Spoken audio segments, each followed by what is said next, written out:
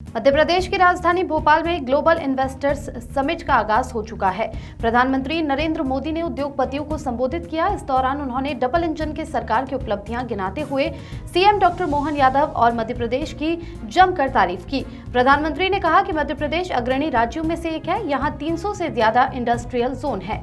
आज एमपी निवेश के लिए बेहतर है। वहीं उन्होंने अपील करते हुए कहा कि यहाँ आए हैं तो महाकाल लोग जरूर जाएं।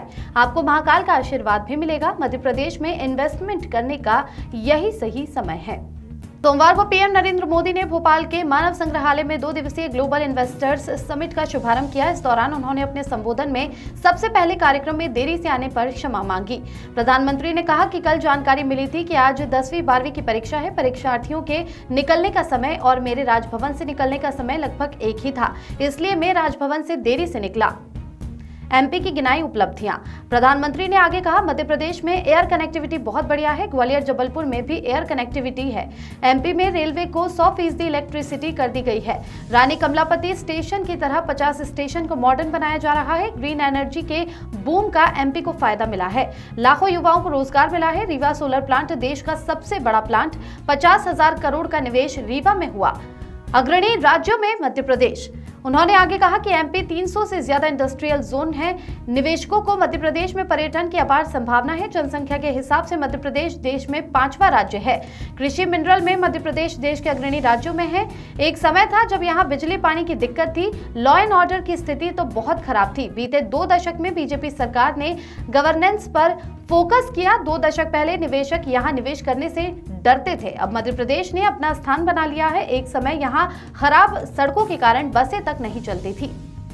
प्रधानमंत्री बोले, आज निवेश के लिए मध्य प्रदेश बेहतर।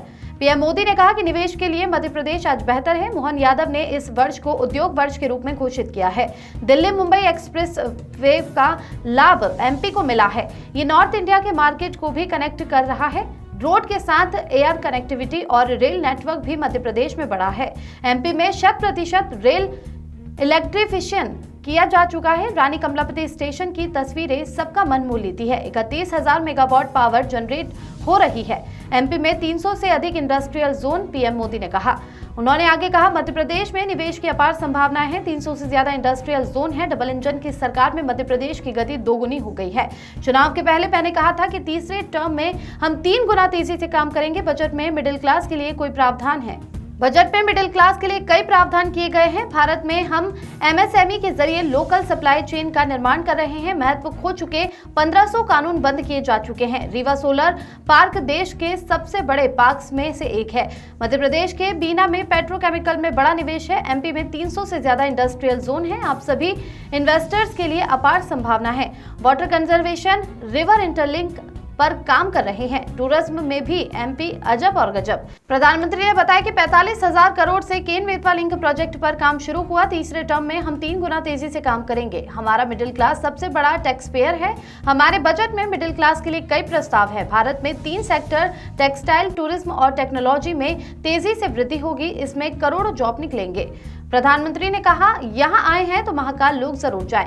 वहीं पीएम मोदी ने उद्योगपतियों से कहा कि आप टेक्सटाइल टूरिज्म सेक्टर का फायदा उठाएं। टूरिज्म में एमपी अजब भी है और गजब भी है। आप यहां आए हैं तो उज्जैन में महाकाल लोग जरूर देखने जाएं। आपको महाकाल का आशीर्वाद भी मिलेगा।